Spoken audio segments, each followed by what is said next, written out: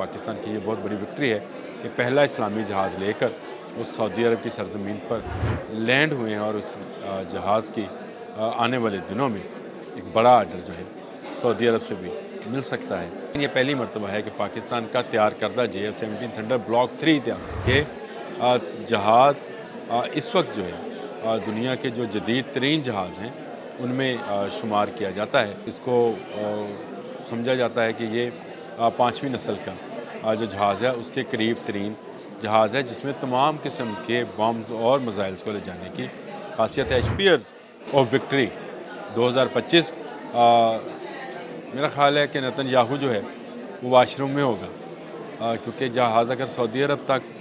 बग़ैर रुके पहुंच सकता है जंगी जहाज़ में फ्यूल क्योंकि कम होता है, अगर ये सऊदी अरब तक पहुंच सकता है तो वो तेल अवीव ज़्यादा दूर नहीं है वहाँ से। बिस्मिल्लाहिर्रहमानिर्रहीम, अस्सलाम वालेकुम। बोलते कालम के साथ मैं आमिर रज़ा खान और कई ख़बरें जंग से रिलेटेड होती है लेकिन खुशी की खबर होती है और वे आज मैं इसलिए खुश हूँ कि आज सऊदी अरब भी इस बात का मुतमन्नी है कि वो इस्लामी फ़ौजी इत्तेहाद जिसमें मैंने आपको बताया था पाकिस्तान, ईरान, तुर्की और बांग्लादेश शामिल हो रहे थे, उसमें शायद अब सऊदी अरब भी एंट्री डालेगा और इसकी बड़ी वजह वहाँ पर होने वाली जंगी मशकें हैं जिसमें JF-17 थंडर ने अपनी धाक बटा दी है और इसराइल तक को अब ख़तरा पैदा हो गया है कि पाकिस्तान के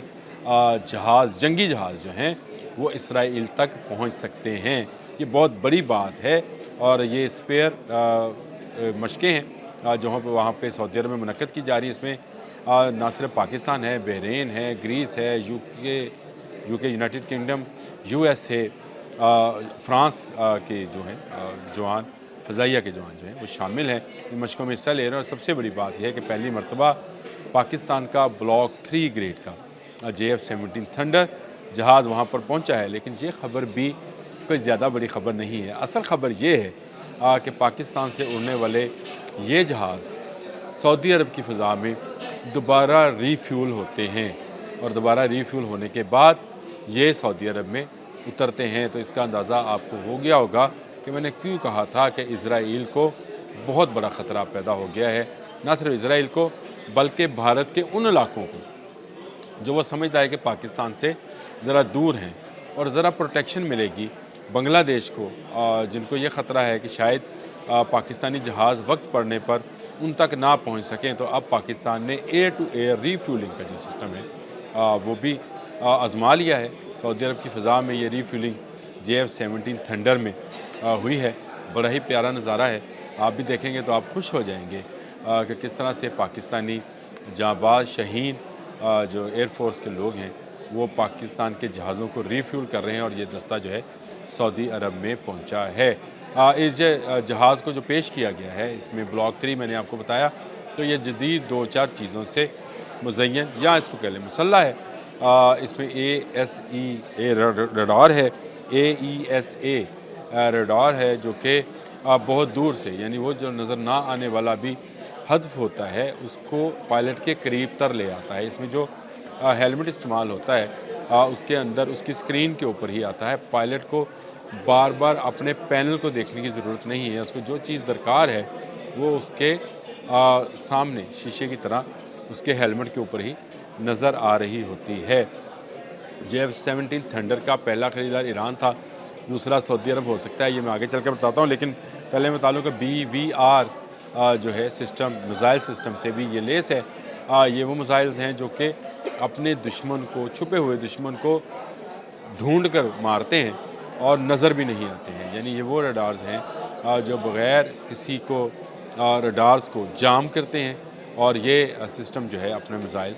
फायर करता है। ये पायलट की बहुत बड़ी सहूलत होती है कि अगर वो नज़र ना आना चाहे तो नज़र नहीं आता है। ये सिस्टम जो है, ये जहाज़ जो हैं इस वक्त अमेरिका, फ्रांस का मिराज है, अमेरिका के अपने F सीरीज़ के जहाज़ हैं जो इसमें पार्टिसिपेट कर रहे हैं। लेकिन JF-17 थंडर एक इस्लामी जहाज़ है जिसको मान भी लिया है सऊदी अरब ने, और मैं तो ये कहता हूँ कि मांग भी लिया है। पाकिस्तान के मुसल्लह अफवाज के लोग पहले भी सऊदी अरब में तैनात रहे हैं, वहाँ पर खिदमत सर अंजाम देते रहे हैं, साबिक़ आर्मी चीफ भी हमारे वहाँ पे रहे। لیکن یہ پہلی مرتبہ ہے کہ پاکستان کا تیار کردہ JF-17 تھنڈر بلاک 3 تیار ہے۔ میں اس لیے بلاک 3 بار بار کہتا ہوں کہ JF-17 تھنڈر کا جو بلاک 1 اور بلاک 2 ہے اس میں شاید وہ خاصیتیں نہیں ہیں، لیکن یہ جہاز اس وقت جو ہے دنیا کے جو جدید ترین جہاز ہیں ان میں شمار کیا جاتا ہے، اور اس کو سمجھا جاتا ہے کہ یہ 5ویں نسل کا جو جہاز ہے اس کے قریب ترین جہاز ہے، جس میں تمام قسم کے بمز اور میزائلز کو لے جانے کی خاصیت ہے۔ شاید آپ وہ تصویر بھی دیکھ رہے ہوں جس میں ہم پاکستانی ڈیلیگیشن جو ہے وہاں پر موجود ہے، اترا ہے سعودی عرب میں پاکستان ایئر فورس کے جہاز میں سے، اور وہ بڑا خوشگوار نظارہ ہے۔ اس کے بعد وہ جہاز کا ڈسپلے ہے جو JF-17 تھنڈر کا ہے، اور اسپیئرز آف وکٹری 2025 میرا خیال ہے کہ نتن یاہو جو ہے وہ واش روم میں ہوگا، کیونکہ جہاز اگر سعودی عرب تک بغیر رکے پہنچ سکتا ہے، جنگی جہاز میں فیول کیونکہ کم ہوتا ہے، اگر یہ سعودی عرب تک پہنچ سکتا ہے تو وہ تل ایبب زیادہ دور نہیں ہے وہاں سے، بہت نزدیک پڑتا ہے، اور ری فیولنگ ہونے کے بعد پاکستان اپنا فضائی آپریشن اسرائیل تک کر سکتا ہے، اور بھارت کے بالکل جنوب میں واقع جو علاقے ہیں، جو ان کے فوجی اڈے ہیں، وہ بھی اس کی جو ہے نشانے پر یا اس کی رینج میں کہہ لیں آ گئے ہیں۔ یہ بہت بڑی اچیومنٹ ہے پاکستانی شہینوں نے حاصل کی ہے، اور پہلا اسلامی جہاز جو ہے وہ سعودی عرب جنگی جہاز سعودی عرب میں لینڈ ہوا ہے، اور وہاں پہ اتنی بڑی مشقیں جس میں دنیا کے جدید ترین ممالک آپ کو میں نے نام لیا، امریکہ، UK، فرانس، گریس، اور اس کے علاوہ مسلمان ملک بھی ہیں اس میں 2-1 جو کہ وہاں پہ پارٹیسپیٹ کر رہے ہیں۔ بحرین ہے، سعودی عرب خود ہے، لیکن ان کے پاس ٹیکنالوجی